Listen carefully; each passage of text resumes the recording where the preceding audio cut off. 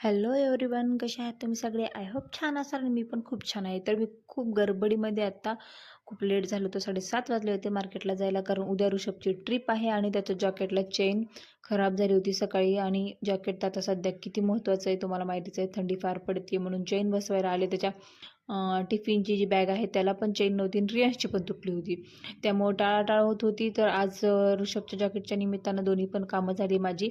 आणि त्याच्यानंतर त्याच्यासाठी ना थोडंसं स्नॅक्स घ्यावं म्हटलं, त्याच्यामुळं मला बेकरीवर जावं लागलं, स्वीट मार्टवर. तिथून काहीतरी घ्यावं म्हणलं. आणि तिथं मला म्हणजे असं एवढं काय तेलकट वगैरे घेण्यापेक्षा ठीक आहे म्हणलं, ते वेजीज त्याला आवडतात ते घेतलं, पण ते पण थोडंसं तेलकट होतंच. ठीक आहे म्हणलं, जाऊ द्या, खाईल तरी ते थोडंफार. आणि मग नंतर घरी काहीतरी बनवावं म्हटलं. त्याच्यानंतर रियांशला घ्यायचं होतं तिथं किंडर जॉय. रियांश असा उड्या मारत होता की मला किंडर जॉय घ्यायचं, किंडर जॉय घ्यायचं. आणि ज्यावेळेस घेतला हातात त्यावेळेस म्हणतो नको मला केक पाहिजे. त्या दिवशीचा त्याची जी राहिलेली इच्छा आहे की स्ट्रॉबेरीचा केक खायचा आहे, त्याला म्हणलं ठीक आहे चल आपण काय करूया, हॅपी न्यू इयरच्या दिवशी केक घेऊया, कारण उद्या क्रिसमस आहे आणि ऋषभ पण घरी नाही, त्यामुळं म्हटलं मजा काही येणार नाही, सगळे म्हणजे सोबत असले तर बरं वाटतं ना. तर चला मग इथे मी थोडंफार घेतलं खाण्याचं आणि त्याच्यानंतर निघालो आम्ही घरी. आणि घरी येताना बापरे, एवढी तर थंडी आहे ना, खरंच संध्याकाळी बाहेर जाणं जेवढं होईल तेवढं टाळावं वाटतं.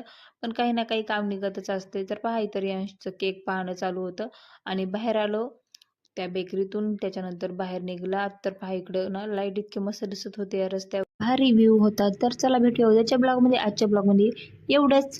बाय बाय आणि सगळ्यांना हॅपी क्रिसमस.